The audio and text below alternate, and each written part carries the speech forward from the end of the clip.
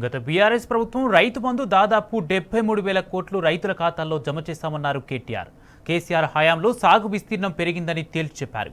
గిరిజనులకు పోడు భూములు పట్టాలు ఇచ్చామని, వారికి రెండో విడత రైతు బంధు ఇవ్వరా అని ప్రశ్నించారు. అలాగే పత్తి, కంది రైతులకు కూడా రెండో పంటకి కూడా రైతు బంధు ఇస్తారా అని నిలదీశారు. కోతలు లేకుండా రైతు బంధు ఇవ్వాలని ప్రశ్నించారు. 3 పంటలు పండించిన రైతులకు కూడా రైతు బంధు ఇస్తారా అని అడిగారు. నిర్మాణాత్మక సూచనలు చేసినా, మేము కొద్దిగా విమర్శనాత్మకంగా మాట్లాడినా అది రైతులను వారి ప్రయోజనాలను కాపాడడానికే తప్ప మీ మీద దుమ్మెత్తిపోయడానికో ఇంకోటో కాదు. దయచేసి మంత్రి గారు సద్విమర్శగానే తీసుకోండి, నిర్మాణాత్మకంగా తీసుకోండి. ఇంకా ఎన్నికలకు 4 ఏళ్ల సమయం ఉంది కాబట్టి ఇప్పటికిప్పుడు మనం ఇక్కడ బల ప్రదర్శన చేసి కూడా లాభం లేదనే మాట కూడా వారికి చెబుతూ, అధ్యక్ష, గత ప్రభుత్వం ఈ పథకాన్ని ప్రారంభించింది. 72,000 కోట్ల పైచిలకు దాదాపు 73,000 కోట్ల రూపాయలు గత ప్రభుత్వం నుంచి మరి రైతుల ఖాతాల్లో జమ అయినాయి.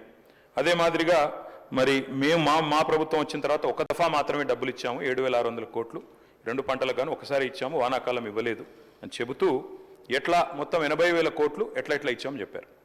అందులోనే గౌరవ మంత్రి గారు ఒక మాట ఇక్కడ చెప్పారు, అధ్యక్ష, ఏదో దుర్వినియోగం జరిగిపోయింది, 21,283 కోట్ల దుర్వినియోగం జరిగింది అన్నట్టుగా వారు ఒక ఖాతా ఇచ్చారు. దయచేసి మంత్రి గారు నేను కోరుతా ఉన్నా, మీరిచ్చిన 2వ పేజ్ దయచేసి ఒకసారి చూడండి. అందులో మీరిచ్చిన దానిలోనే ఏం రాశారు, అధ్యక్ష? 2 పంటకాల్లో మొత్తం రెండు పంటకాలంలో సాగైన మొత్తం విస్తీర్ణం 19-20కి 141 లక్షల ఎకరాలు, 20-21కి 204 లక్షల ఎకరాలు. అంటే మీరు గమనిస్తే అధ్యక్ష, సాగు చేసినా చేయకపోయినా డబ్బులు, రైతు బంధు డబ్బులు ఇవ్వడం వల్లనే 141 లక్షల ఎకరాల నుంచి 204 లక్షల ఎకరాలకు పెరిగింది. ఆ తర్వాత 212 లక్షల ఎకరాలకు పెరిగింది.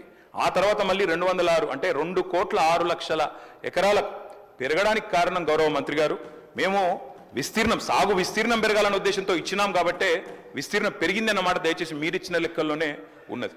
మంత్రి గారు ROFR గురించి ప్రస్తావించింది.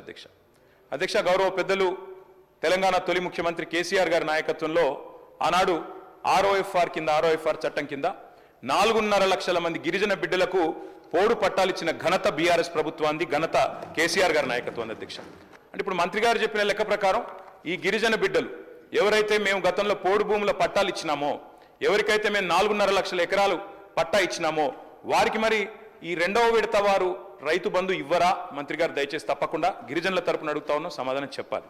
అదేవిధంగా అధ్యక్ష, మంత్రి గారికి తెలుసు వారు స్వయంగా రైతు. పత్తి అధ్యక్ష, కంది పత్తి అయితే దాదాపు 45 లక్షల ఎకరాలు పండుతుంది అధ్యక్ష తెలంగాణలో. మరి పత్తి 8 నెలల పంట, 8 నెలల పంట తర్వాత రెండో పంటకు అవకాశం కూడా ఉండదు.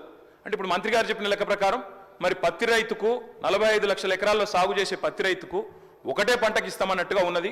ఈ విషయంలో కూడా వారు మా సందేహం నివృత్తి చేయాలి. ఒకటే పంటకి ఇస్తారా, 2 పంటలకు ఇస్తారా? కంది కూడా సేమ్ అధ్యక్ష, మీ వికారాబాద్ జిల్లాలో కూడా కంది విస్తృతంగా పండిస్తారు, అది కూడా 7-8 నెలలు. కోసే ప్రయత్నమే లేకపోతే, అటు రైతు బంధు పథకాన్ని కోతలు పెట్టే ఉద్దేశం లేకపోతే వారు PM కిసాన్ గురించి చెప్పరు అధ్యక్ష. PM కిసాన్ లెక్కలు నా దగ్గర ఉన్నాయి. PM కిసానే ప్రామాణికంగా తీసుకుంటే అధ్యక్ష దాదాపు 25% మంది రైతులకే వస్తుంది తెలంగాణలో. ఇప్పుడు వస్తున్న రైతుల్లో 25% మందికి వర్తిస్తుంది. ఒకవేళ PM కిసాన్ మార్గదర్శకమే మీకు మార్గదర్శకం అయితే, యథాతథంగా రైతు బంధు ఉన్నదున్నట్టు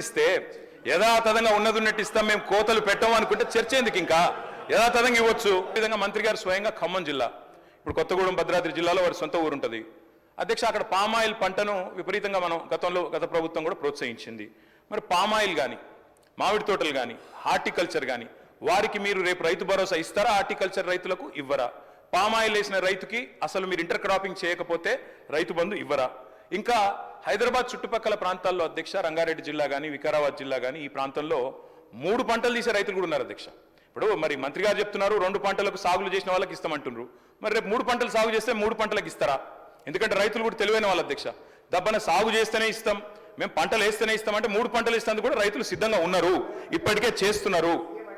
ముఖ్యమంత్రి గారు కూడా గతంలో ఆనాడు ప్రతిపక్ష నాయకుడిగా 2 పంటలకు ఎందుకు ఇస్తారు, 3వ పంటకు ఎందుకు ఇయ్యారు, బరాబర్ ఇయ్యాల్సిందే అని కూడా మాట్లాడినారు. కాబట్టి అది కూడా పరిగణలోకి తీసుకోవాలి అధ్యక్ష.